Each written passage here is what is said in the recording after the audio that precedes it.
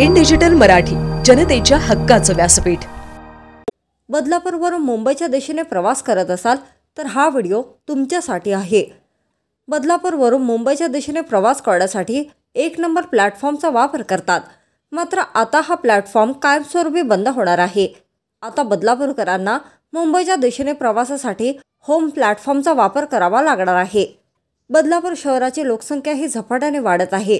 बदलापूरवरून मुंबईच्या दिशेने दररोज 1.25 लाख लोक ही प्रवास करत असतात। होम प्लॅटफॉर्म बनल्यामुळे बदलापूरकरांना ट्रेनमध्ये चढण्यासाठी होम प्लॅटफॉर्म तसेच 1 नंबर प्लॅटफॉर्म अशा दोन्ही दरवाजांमधून चढता येणार होते। मात्र आता 1 नंबर प्लॅटफॉर्म बंद झाल्याने प्रवाशांना पुन्हा तारेवरची कसरत करत ट्रेनमध्ये चढावे लागणार आहे। बदलापूर जे स्टेशनचं जे काय मला वाटतं आता काम चालू आहे ते कालच मला संशय आला होता, कारण काल ज्यावेळेला खड्डे खणत होते त्यावेळेला मी आलो 5च्या गाडीने। मी सध्या आपला फिरायला म्हणून जातो जसं मित्रांबरोबर 5 वाजता आल्यानंतर बघतो तर एका प्रवाशाने विचारलं सुद्धा ह्या कर्मचाऱ्यांना की बाबा हे काय करताय म्हणून, पण त्या कर्मचाऱ्याने उडवून लावलं की बाबा नाही वरच्या अधिकाऱ्याने आम्हाला जसं सांगितलं ते आम्ही करतो।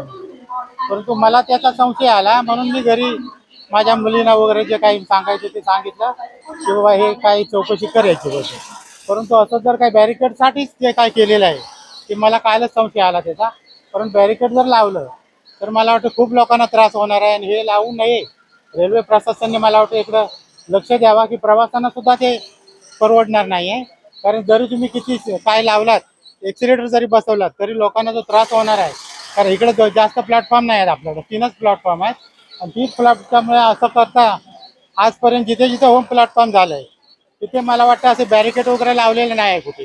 फक्त कल्याणला सोडून कल्याणचे 2 प्लॅटफॉर्म आहेत, A1 आणि A, तर त्या ठिकाणी ठीक आहे ते त्यांची सुद्धा लोकांचा विरोध चाललेला आहे की ते बॅरिकेड जे आहे ते काढा म्हणून। परंतु इथे मला वाटतं काढण्याच्या आधी लावण्याच्या आधीच हे प्रशासनाने काढलेलं बरं होईल, नाहीतर मला वाटतं प्रवाशांचा जो काय त्रास होणार आहे हा प्रवासी सहन करणारच नाही। मला वाटतं तर लोकांना जर ही काय बातमी वगैरे समजली तर लोक नक्कीच विरोध करतील आणि जे काही प्रवासी संघटना आहे त्यांनी सुद्धा मला वाटतं इकडे लक्ष द्यावा, एवढी माझी विनंती। आणि हे मला वाटतं रेल्वे प्रशासन लक्ष देईल असं मी आपल्यासमोर लोकप्रतिनिधींनीच खरं म्हणजे इकडे लक्ष आधी द्यायला पाहिजे होतं की जे काय आज अडचण चांगलं एका ठिकाणी चांगलं करतात आहेत परंतु दुसऱ्या ठिकाणी जे काय वाईट करतात आहेत ते चुकीचं आहे। हे त्यांच्या निर्णयानं आणून मला वाटतं त्यांना तर माहीतच आहे, पण त्यांनी त्याला लक्ष देऊन हे खूपच अडचण येणार आहे लोकांसाठी जे आहे। मग पूर्वीचा असू दे पश्चिमचा असू दे, आज जर आता मला वाटतं गाडीची 23ची लावली आहे कदाचित इकडे 2 वर्षावर लावणार लगेच।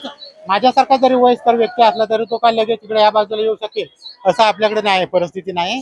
तसे प्लॅटफॉर्म जर आपल्याकडे जसे 4-5 असतात आणि मग जर का केलं असतं तर ते ठीक होतं। म्हणून माझ्या दृष्टीने ते हे एकदम वाईटच आहे आणि लोकप्रतिनिधी जे कोण असतील, नगरसेवक असू दे, आमदार असू दे, खासदार असू दे, आपल्याला मला वाटतं मंत्री सुद्धा आहेत, त्यांनी सर लक्ष द्यायला पाहिजे होतं आणि ते ताबडतोब मला वाटतं जे काम चालू आहे हे बंद करायला पाहिजे।